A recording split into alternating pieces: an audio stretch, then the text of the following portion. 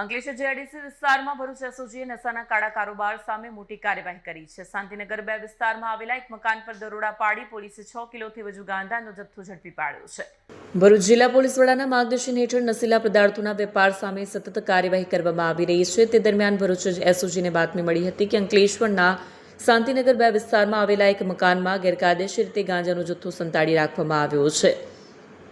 બાતમીના આધારે દરોડા પાડવામાં આવ્યા। તપાસ દરમિયાન મકાનમાંથી 6.100 કિલોગ્રામ ગાંજાનો જથ્થો મળી આવ્યો છે। પોલીસે સ્થળ પરથી 2 મોબાઈલ ફોન તેમજ ગાંજો પેકિંગ કરવા માટે વપરાતી સામગ્રી કબજે કરી છે। પોલીસે સુમનકુમાર મંટુ યાદવ અને ગોલુકુમાર મંટુ યાદવ નામના 2 આરોપીને ઝડપી લીધા છે।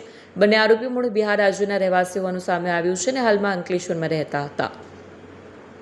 પોલીસે આરોપીઓ પાસેથી અંદાજે ₹3 લાખથી વધુ કિંમતનો ગાંજો, 2 મોબાઈલ ફોન અને અન્ય સામગ્રી મળી કુલ 3.15 લાખનો મુદ્દામાલ કબજે કર્યો છે। સમગ્ર મામલે અંકલેશ્વર જેઆઈડીસી પોલીસ મથકે ગુનો નોંધીને તપાસ શરૂ કરી છે। વિડીયો જર્નાલિસ્ટ કરણસિંહ સાથે સત્યા ટીવી ન્યૂઝ અંકલેશ્વર।